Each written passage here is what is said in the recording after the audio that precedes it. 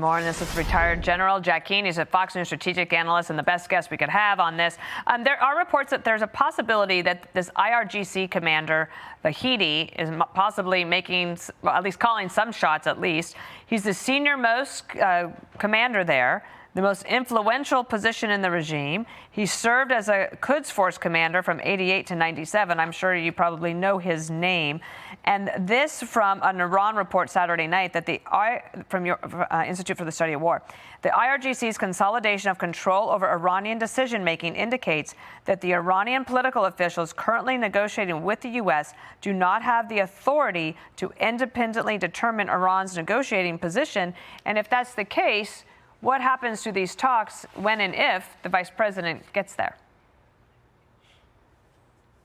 Well, I think you're reporting on something I'm familiar with, obviously because I have an association with the Institute of the Study of War. And that's our best sources of revealing that information.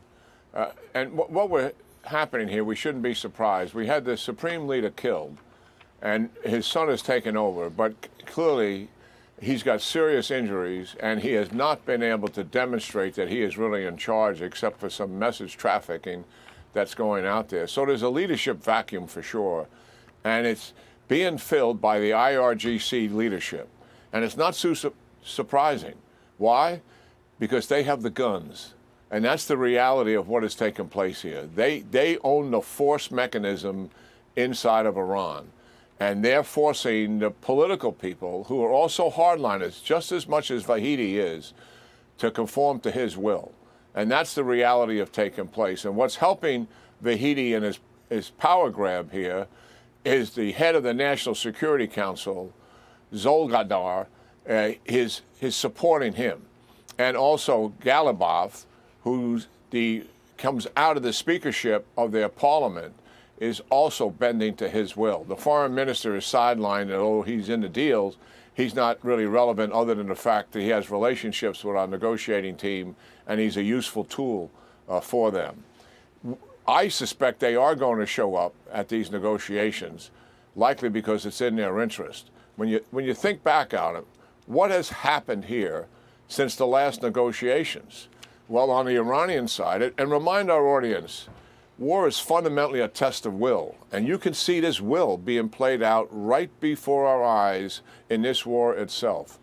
Since the last negotiations, the Iranians have had the opportunity to ferment a little bit, come together further, get to see each other, solidify their leadership, and maybe enhance their will and determination as a result of that, as opposed to being buried in holes day in and day out and worried about their personal survival. The second thing that's happened to them is they clearly know how much damage has been done to them, and it's significant. On our side of it, and what the Iranians are counting on, is that the will of the American people in terms of their resolve puts pressure on the administration to end the war. And they focus on that. The political reality, the economic reality, that's what they're hoping on. But the big thing that's happened is President Trump's decision to put down the blockade. That is a seminal event that has taken place since those negotiations. And the impact on them, we have just stopped 80% of Iran's revenue sources through oil and through all of those cargo ships that are pushing through their exports. And that's what that cargo ship was all about that we just sequestered. The reality is that is a profound impact on this regime, and they can't withstand it.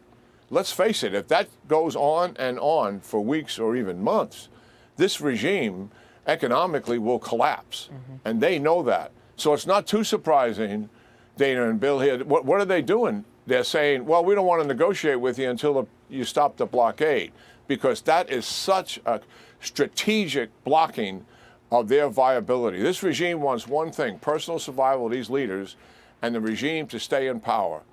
And they know that economic blockade will absolutely challenge their ability to stay in power. And of course, if we have to return to combat operations and the president is threatening that, added to that, that would be quite significant as well.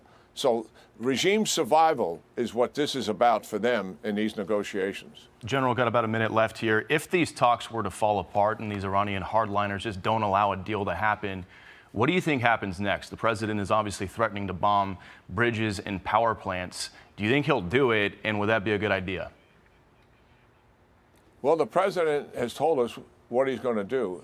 This much we do know. Our capacity to conduct strikes in the region has doubled since the start of the war. The Israelis have replenished all their magazine shortages in terms of weapons and munitions. We are full-throated here, ready to respond and take down the remaining offensive weapons that they have, which are ballistic missiles and launchers, as much as we can get. Some of them we're not going to get because they're so deeply buried. And also all of their infrastructure targets that contribute to this war effort. And the president has named two: bridges and energy infrastructure. And those are legitimate targets. Anybody that thinks that that's not a legitimate war target doesn't understand history and doesn't understand the rules of the law of war. That's the reality of it. The pressure on them as a result of returning to combat operations would be quite significant and quite dramatic. Sir, can we keep you on speed dial this week? You betcha. Okay. Thank you, General Thanks, Keane. General. Be sure to like and subscribe for all the Fox News latest on YouTube and catch full shows streaming now on Fox One.